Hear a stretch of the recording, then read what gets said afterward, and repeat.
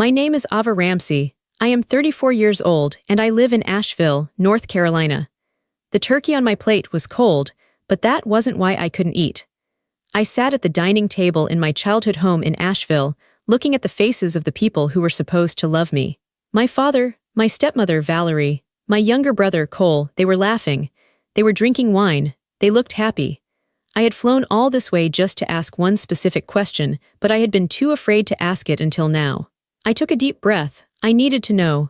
"Dad," I said, keeping my voice very steady, "did the hospital mail the surgery appointment letter? It should have arrived last week." The laughter stopped for a second. Then my father chuckled. He waved his hand in the air as if my question was a joke. "Oh, relax, Ava," he said. "We didn't bother with that medical nonsense. We used those funds for Cole's 27th birthday bash instead." "You missed a great party." Cole grinned at me across the table. "It was epic, sis. Best night of my life." My blood turned to ice. They didn't just spend money. They didn't understand what they had done. I looked at my brother, who was smiling, completely unaware of the war happening inside his own body. I slowly set my fork down on the table. The metal made a sharp clink against the china. The room went silent. I looked directly into my father's eyes. "So," I said quietly, "I guess you still don't know who actually needed that surgery. But before I tell you how everything flipped, like and subscribe, drop a comment. Where are you watching from? My name is Ava Ramsey. I am 34 years old. To understand why that moment at the dinner table broke me, you have to understand who I was to them. I wasn't really a daughter. I wasn't really a sister. I was a safety net. I was a wallet. I was the person they called when reality became too expensive. For 10 years, I had been the invisible engine keeping the Ramsey family running. It started small. When I was 24 and just starting my career in marketing, my father called me. He said things were tight that month. He asked for $200 for groceries. I sent it immediately. I felt proud. I felt like an adult helping her parents. But tight months became every month. Then came Cole. Cole is 7 years younger than me. He was the golden boy. He was charming, handsome, and completely allergic to responsibility. My parents adored him. They looked at him and saw a star. They looked at me and saw a bank account. When Cole graduated high school, he wanted to go to a private art college in Savannah. My parents couldn't afford the tuition. They didn't tell him no. They told him maybe, and then they called me. I remember sitting in my small apartment, eating instant noodles because I was saving for a house. My father was on the phone.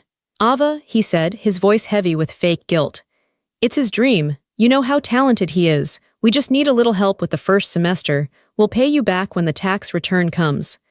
I paid the tuition. They never paid me back. The tax return came and went. They bought a new television instead. That was the pattern. For the next 6 years, I paid for everything. I paid Cole's tuition. When he complained that the dorms were cramped and hurting his creativity, I paid the deposit and the monthly rent for a penthouse apartment near campus. It was nicer than the place I lived in. I told myself I was being a good sister. I told myself that family supports family, but it wasn't just rent. It was the lifestyle.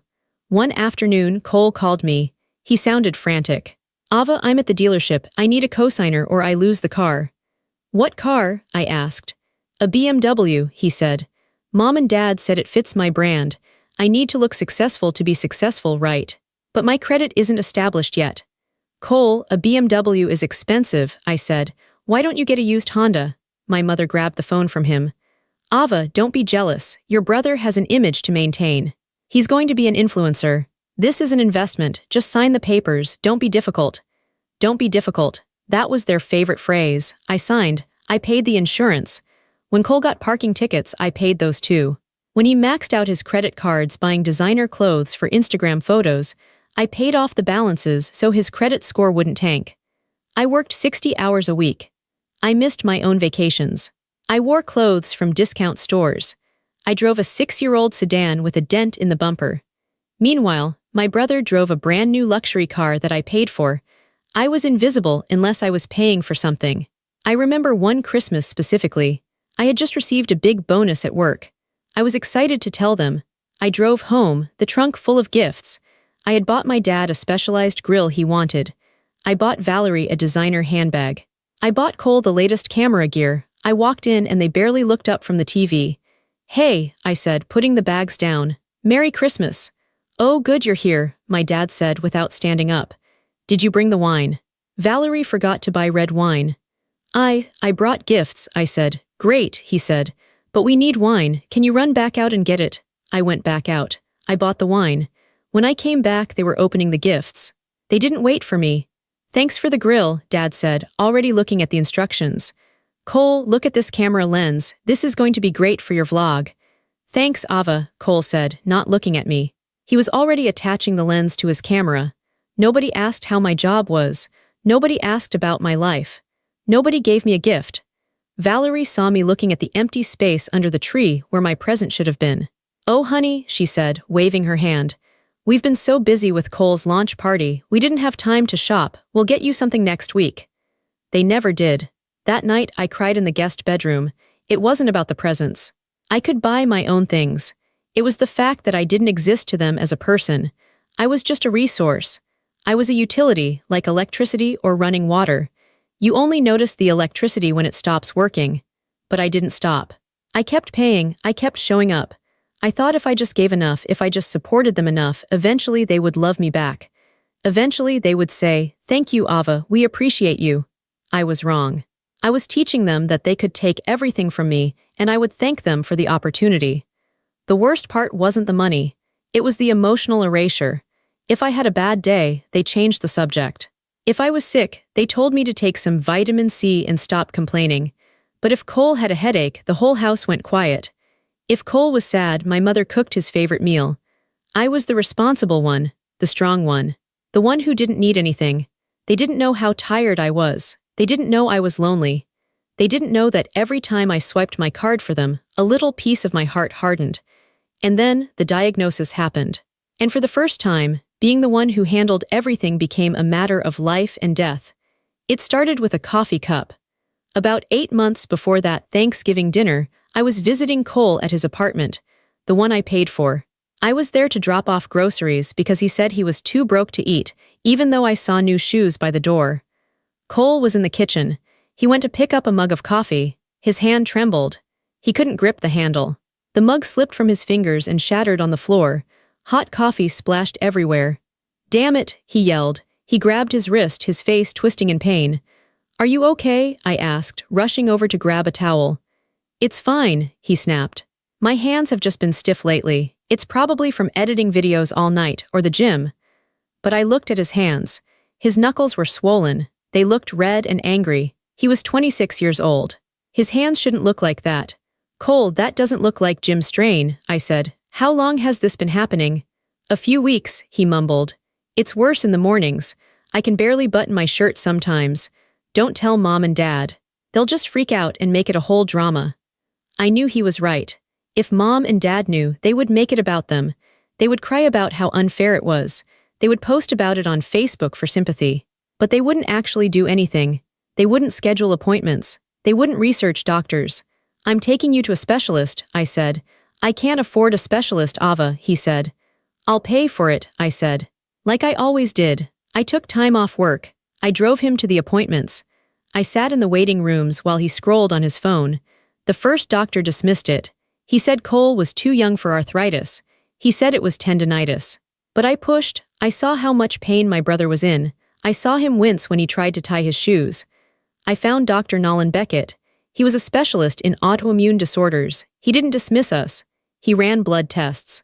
He did imaging. 2 weeks later, we sat in Dr. Beckett's office. The room was cold and smelled like antiseptic.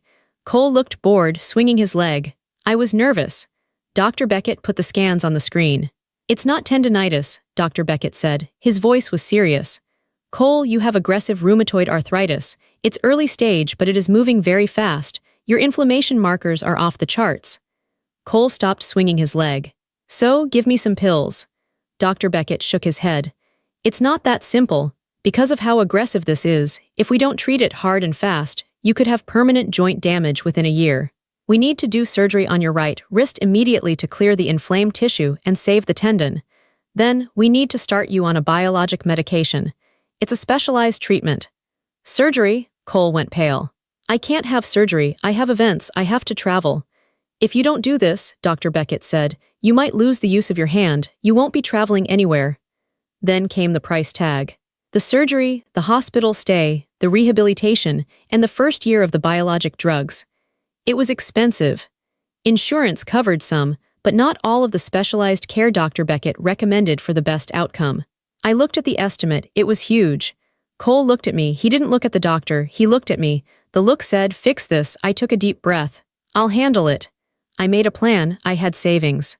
I had an inheritance from my grandmother that I had never touched, money I was saving for my own future, maybe a wedding one day, or a house.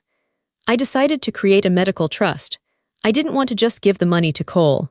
I knew he would spend it on clothes or trips, and I definitely didn't want to give it to my parents. If Valerie and Dad saw that much money, they would find a better use for it. I went to a lawyer. I set up a trust specifically for Cole's medical expenses. I put $178,000 into it. It was almost everything I had. I told Cole the plan. "This money is for the surgery and the medicine," I told him sternly. "Nothing else, it is locked in a trust. I am the trustee.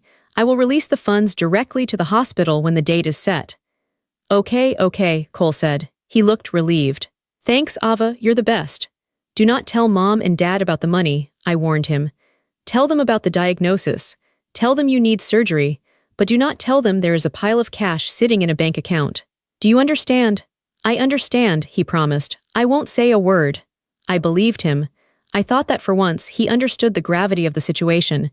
This was his health, this was his body. Surely he wouldn't risk that for anything. I notified the hospital. We were just waiting for the surgery date. Dr. Beckett said it would be in November, around Thanksgiving. I felt good. I felt like I had saved him. I had done the responsible thing. I had protected him from the disease, and I had protected the money from our parents' greed. I didn't know that while I was building a safety net, they were already looking for a pair of scissors to cut it down. October came. The leaves were changing color. The air was getting crisp. I was busy at work. My company needed me to go to London for 2 weeks for a major client launch. It was a big opportunity for me. I called Cole before I left. "I'm going to be in London," I said. "My phone service might be spotty during the day. If the hospital calls with the surgery date, email me immediately and I will authorize the payment from the trust." "Okay, got it," Cole said. "Have fun in London, bring me back something cool." I flew to London. I threw myself into work. I was exhausted but happy. For the first time in a long time, I wasn't thinking about my family's problems every hour of the day. 3 days into the trip, I got an email. It appeared to be from the bank where the trust was held. It was a notification of a withdrawal request. I frowned. I hadn't requested a withdrawal. I tried to log into the banking app, but the Wi-Fi in the conference center was terrible. By the time I got back to my hotel, it was late in London, but afternoon in the US. I called the bank immediately. "This is Ava Ramsey," I said.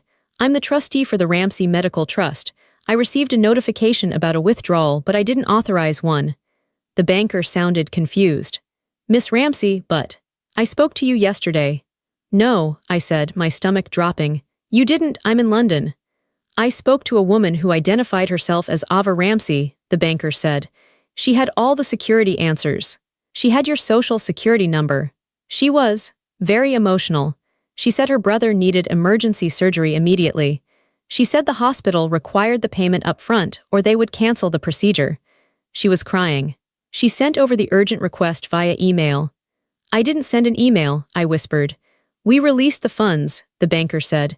"The entire balance, to the checking account on file." The checking account on file was a joint account I had set up for Cole years ago for emergencies. An account my parents also had access to. "How much?" I asked. $178,000, he said. I hung up. I felt like I was going to throw up. I tried to call Cole. Straight to voicemail. I tried to call my father. Voicemail. I tried to call Valerie. Voicemail. I spent the next 10 hours in a panic. I thought maybe something had happened. Maybe Cole had an emergency. Maybe he was dying. Maybe they tried to call me and I didn't answer because I was in meetings. I checked my email again. I looked at the sent folder. Nothing. Then I checked the trash. There it was. An email sent from my account. Someone had logged into my personal email. Subject: Urgent Transfer Authorization. The language wasn't mine. It was full of exclamation points. It was dramatic. "My brother is dying. Please release the funds, Valerie." It sounded exactly like Valerie. I still held onto a tiny sliver of hope that the money was used for the hospital. Maybe they just panicked. Maybe they were trying to save him. Then, I opened Instagram. I saw a post from Cole. He was standing in front of a massive log cabin lodge. There were string lights everywhere. There was a banner that said Cole's 27th, the legend continues. He was wearing a white suit. He held a bottle of champagne. He looked happy. I scrolled, there were videos. A private chef cooking steaks. A live band playing on a stage built into the grass. Fireworks going off over the lake. Gift bags that looked like they cost $500 each. The caption read, "Best family ever. Thanks mom and dad for making this happen. Number birthday king, number influencer life, number blessed." I sat on the edge of my hotel bed in London. The room was silent. They hadn't paid the hospital. They hadn't saved his wrist. Valerie had impersonated me. She had used my personal information, which she knew because she was my stepmother, to steal the money I had saved for 10 years. And they spent it on a party. They spent $178,000 on a party for a 27-year-old man who was sick. They blew it all. The fireworks alone probably cost 10 grand. The lodge rental, the catering. I looked at Cole's wrist in the photo. He was holding the champagne bottle with his left hand. His right hand, the sick one, was hidden in his pocket.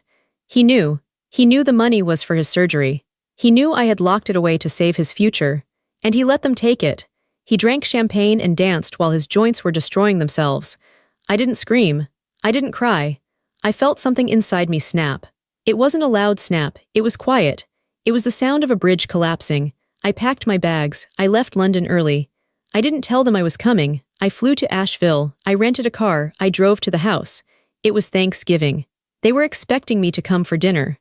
They were expecting the good daughter to show up, smile, eat turkey, and not ask questions about money. They thought I would never find out until it was too late. Or maybe they thought I would just forgive them like I always did. They were wrong. I arrived at the house. I walked in. I sat down. I asked the question about the surgery. I watched my father laugh. And then I told them, "I guess you still don't know who actually needed that surgery." And that's where the dinner ended, and the war began. I didn't stay for dessert. After I dropped that sentence, I stood up and walked out. I left them sitting in stunned silence. I drove to my own house, a small, tidy place about 20 minutes away. My hands were shaking on the steering wheel, not from fear, but from adrenaline. As soon as I got home, I opened my laptop. I didn't go to sleep. I went to work. I logged into every single account I had ever shared with them. The credit card Cole used for gas. Cancelled. The auto-pay for Cole's penthouse. Cancelled. The insurance payments for the BMW. Cancelled. The Netflix password. Changed. The Amazon Prime family account, deleted. I cut every financial cord that connected me to them. It took me 3 hours. By 1:00 a.m., I had severed 10 years of financial support. I sat in my living room, waiting. I knew they would come. They wouldn't come because they were sorry. They would come because their credit cards had just been declined at the bar or the gas station. At 2:15 a.m., headlights swept across my front window. I heard car doors slam. Then the pounding on the door. "Ava, open this door right now." It was my father. I walked to the door and opened it. I didn't unlock the screen door. I stood behind the mesh looking out at them. They were all there. My father, red-faced and furious. Valerie, looking like a victim. Cole, looking annoyed and tired. "What the hell is wrong with you?" my father shouted. His voice echoed in the quiet neighborhood. "We're trying to get gas and the card didn't work. And Cole just got an email that his rent payment bounced." "I know," I said calmly. "I canceled them." "You can't just cancel them," Valerie shrieked. "That's not your money to control, that's for your family." "It is my money," I said. "It has always been my money, and now I'm keeping it." "You are embarrassing us," my father yelled. He stepped closer to the screen door, getting in my face. "Do you know how bad this looks? Cole has a reputation. You are being petty and vindictive just because of a little party." "A little party?" I looked at Cole. "You stole $178,000. You stole your own surgery money." "It wasn't stealing," Cole shouted. "It was family money. Mom said it was fine. I needed the exposure, Ava. You don't get it. The party was an investment. I'm going to make double that back in sponsorships." "You have arthritis, Cole," I said. "Your wrist is rotting. You need surgery, not sponsorships." "Stop being dramatic," Valerie spat. "He's fine. You're just jealous because we celebrated him and not you. You've always been jealous of him." That hit me. Jealous. I had given up my 20s for him. I had given up my savings for him. You have 24 hours, my father demanded. Turn the cards back on, reauthorize the rent payment, and put the money back in the joint account. If you don't, there will be consequences, Ava, big ones. He looked at me with a look I had never seen before. It wasn't a father looking at a daughter. It was a predator looking at prey that had decided to fight back. You need to learn your place, he hissed. You exist to help this family, that is your job, now fix this. I looked at the three of them. My father the bully, Valerie the thief, Cole the leech. I felt a strange calm wash over me. The fear was gone. No, I said, the word hung in the air, it was small but it felt heavy. What did you say? My father asked, his voice dropping to a dangerous whisper. I said no, I repeated. I am not turning the cards on.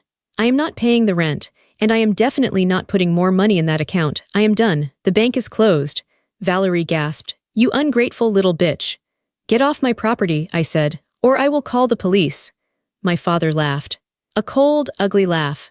The police, against your own father. You wouldn't dare, you're weak, Ava, you've always been weak. He reached for the handle of the screen door and rattled it violently, trying to rip it open. I said get out, I screamed. It was the first time I had raised my voice. He stopped. He looked at me, realizing I wasn't backing down. He stepped back, straightening his jacket. Fine, he said. He pointed a finger at me.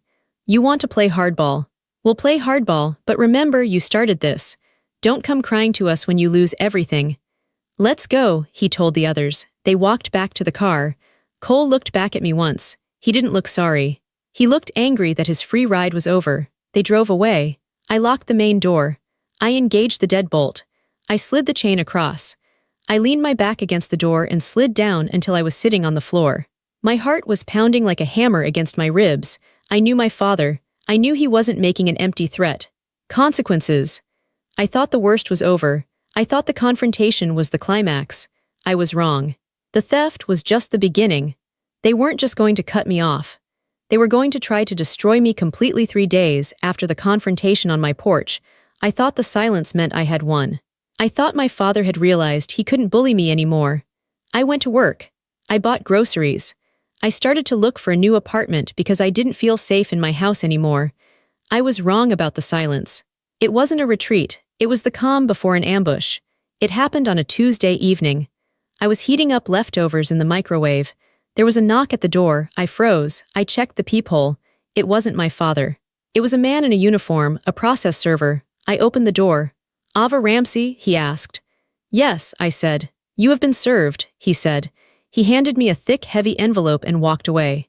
I closed the door and sat at my kitchen table. My hands were shaking as I tore open the seal.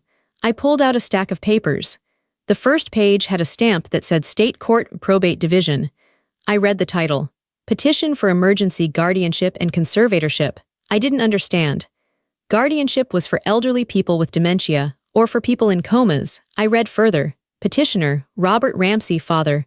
Respondent, Ava Ramsey. I started reading the allegations.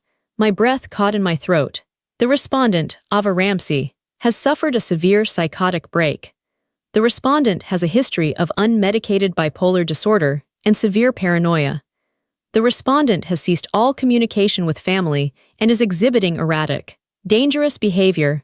The respondent has attempted suicide twice in the last 6 months. The respondent is currently abusing prescription narcotics and is a danger to herself and her finances. I dropped the papers. They slid across the table. Lies. Every single sentence was a lie. I had never been diagnosed with bipolar disorder. I had never attempted suicide.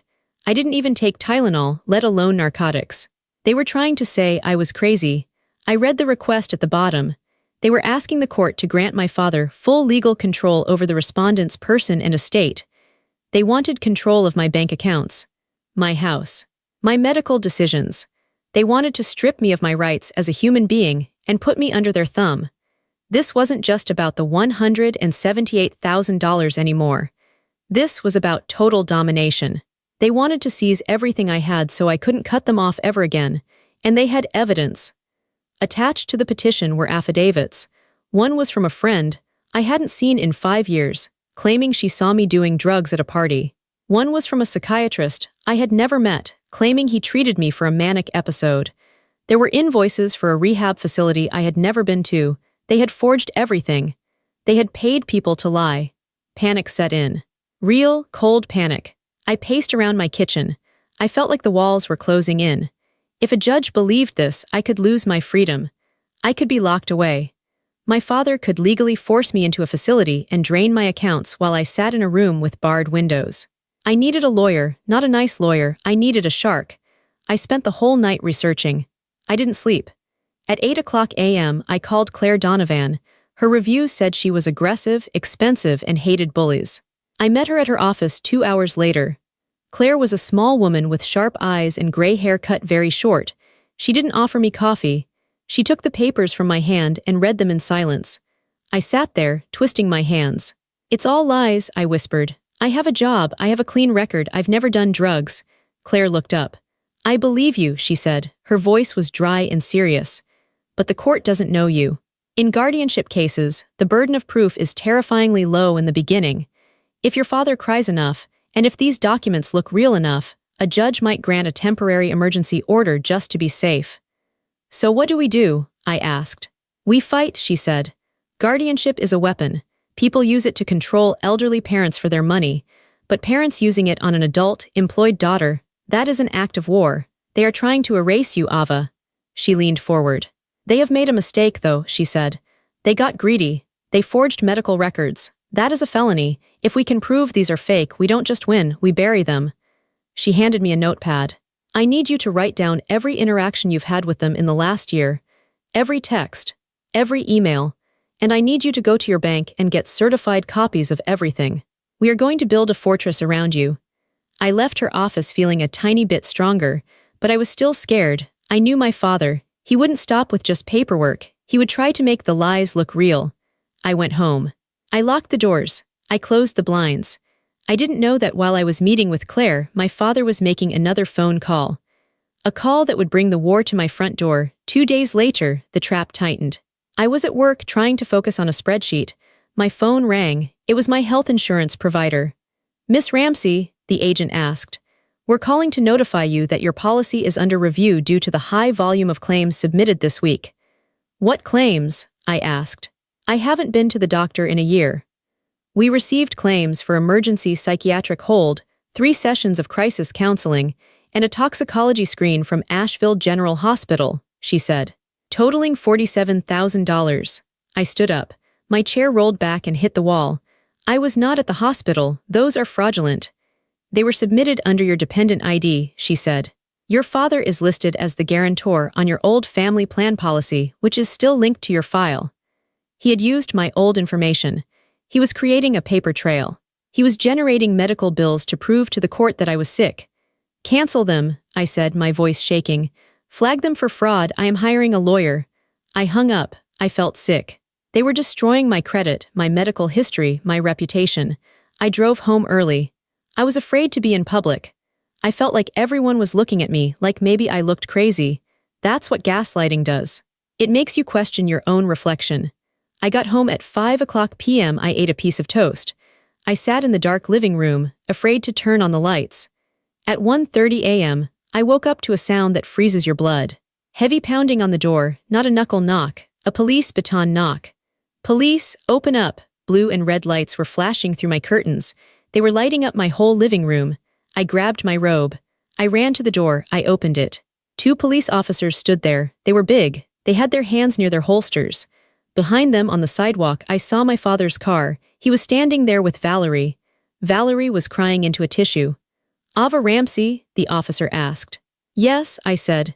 "We received a call from your parents," the officer said. "They reported that you called them threatening suicide and that you have a weapon in the house. We need to come in and do a welfare check." "That's a lie," I screamed. "I didn't call them, they are harassing me." "Ma'am, step back," the officer said sternly. He pushed past me into my house. "You can't come in," I yelled. "I have rights." "We have probable cause, ma'am. A credible threat of self-harm." They searched my house. They opened my drawers. They looked under my bed. They looked in my medicine cabinet. I stood in the hallway, hugging myself, shivering. My neighbors were coming out onto their porches. They were watching. They saw the police cars. They saw me standing there in my pajamas. I felt humiliated. I felt naked. My father was watching from the street. He looked concerned. He was putting on a performance for the neighbors. Look at us, the worried parents, checking on our unstable daughter. The officer came out of my bedroom. No weapon found, he said to his partner. No drugs found. He looked at me. He saw that I was shaking. He saw the terror in my eyes. Ma'am, have you been drinking tonight? He asked. No, I said. I have work in the morning. Please, you have to listen to me. My parents are trying to force a guardianship. They made up this call to make me look unstable. The officer looked at me, then back at my parents on the sidewalk. He looked at the paperwork in his hand, the fake psychiatric claims my father had likely shown him. Miss Ramsey, if we get another call, we might have to take you in for a 72-hour observation, for your own safety. I am fine, I said, trying to steady my voice. I am safe, please leave my house. They left. They walked down the driveway. I heard the officer say something to my father. My father nodded and looked disappointed that I wasn't being dragged out in handcuffs. They drove away. I closed the door. I locked it. I pushed a heavy chair in front of it. I didn't sleep. I sat on the floor with my phone, recording a video diary. I stated my name. I stated the date. I stated that I was sane, sober, and safe. I sent it to Claire. I realized then that they weren't going to stop until I was destroyed. They didn't want their daughter back. They wanted a prisoner who could pay their bills. The hearing was set for Friday. I had 3 days to survive. Friday morning was gray and rainy. I wore my best navy blue suit. I pulled my hair back tight. I wanted to look severe. I wanted to look like the most sane, competent person on earth. Claire met me outside the courtroom. She looked calm. She was holding a large file box. Ready? She asked. I'm terrified, I said. Good, she said. Use it. Anger is better than fear today. We walked in. The courtroom was small. It smelled like old wood and floor polish. My parents were already there sitting at the petitioner's table. They had a lawyer, a cheap one, a guy who looked like he slept in his suit. My father looked at me. He gave me a sad, pitying smile. Valerie dabbed her eyes with a handkerchief. Cole wasn't there. He was probably too busy pretending to be rich on the internet. The judge entered. Judge Holloway. She was an older woman with glasses on a chain. She looked tired. Docket number 405, she read. Guardianship of Ava Ramsey. My father's lawyer stood up. He started the performance. Your Honor, he began. This is a tragic case. Mr. and Mrs. Ramsey love their daughter deeply, but she has spiraled out of control. She has cut off contact. She is spending money erratically. We have evidence of a psychotic break. We are simply asking for temporary emergency powers to get her the medical help she refuses. He submitted the affidavits. The fake doctor's note, the fake rehab bill. My father took the stand. He cried. He actually produced tears. I just want my little girl back, he sobbed. She thinks we're her enemies. She's not herself. She's sick. I sat there, digging my fingernails into my palms until they bled. I wanted to scream. I wanted to flip the table, but I sat stone still. Don't look crazy. Don't look crazy. Then it was Claire's turn. Claire didn't cry. She didn't use flowery language. She stood up and walked to the center of the room. Your Honor, Claire said, this petition is not an act of love. It is an act of fraud. It is an attempt to enslave a financially successful woman because she stopped paying her family's bills. The judge raised an eyebrow. Call Dr. Nolan Beckett, Claire said. The doors opened. Dr. Beckett walked in. He was wearing his white coat. He looked serious and professional. My father stopped crying. He stiffened. He didn't know who this was. Dr. Beckett took the stand. Dr. Beckett, Claire asked, do you treat Ava Ramsey? No, he said. I treat her brother, Cole Ramsey. And what is Cole's diagnosis? Aggressive rheumatoid arthritis, Dr. Beckett said. Who paid for his treatment, his tests, and set up the trust for his surgery?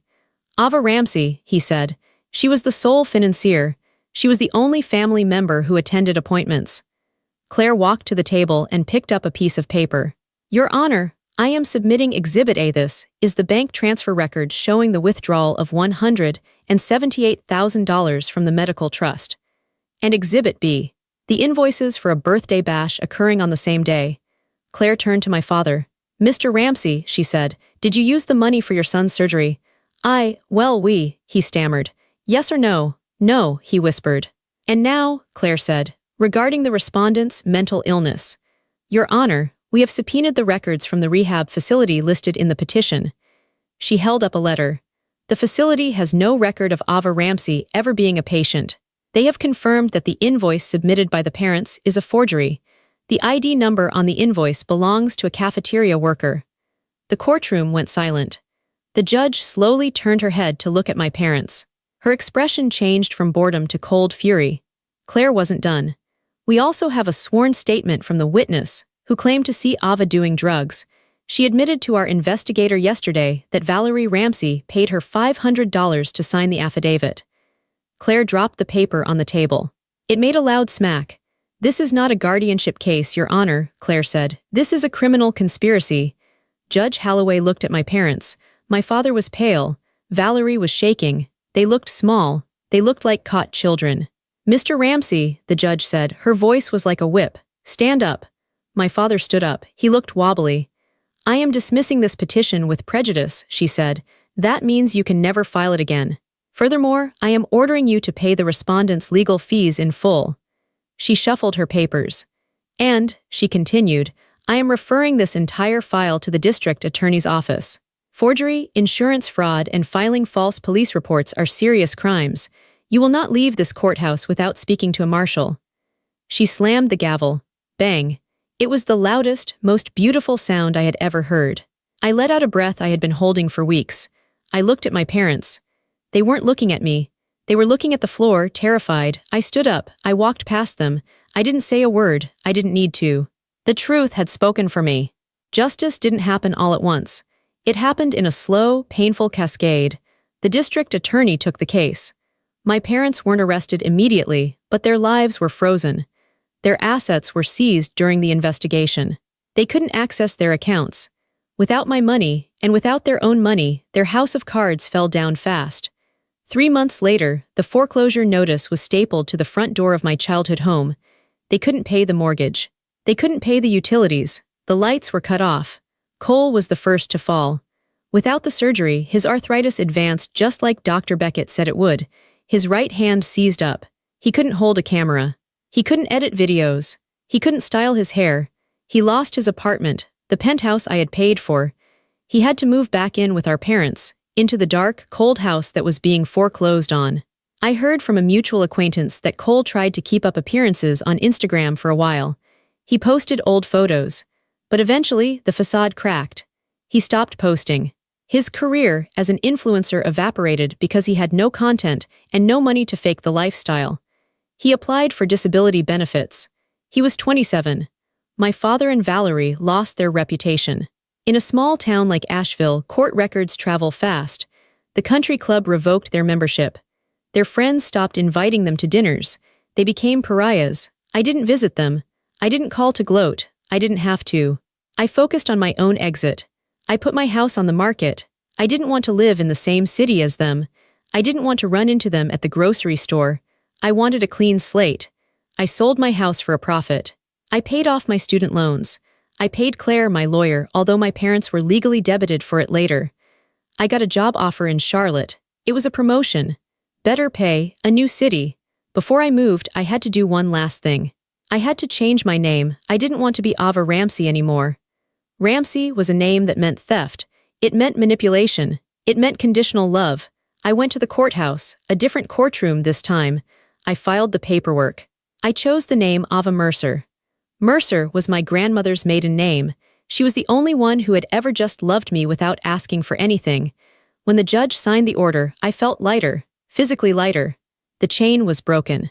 I heard later that my parents ended up in a small, rented trailer outside of town. My father was working part-time at a hardware store. Valerie was selling cheap jewelry online. They were miserable. They blamed everyone but themselves.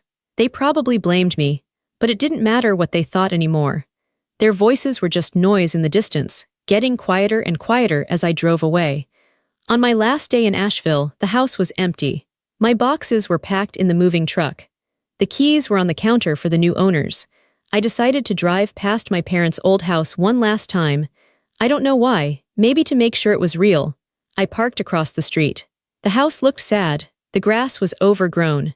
The sold sign was in the yard, but it was a bank sale. I remembered the Thanksgiving dinner. I remembered the cold turkey. I remembered the way my father laughed when he told me they stole the money. I waited for the anger to come. I waited for the sadness, but nothing came. I felt Nothing, just a quiet, flat peace. It was like looking at a stranger's house. The ghosts were gone.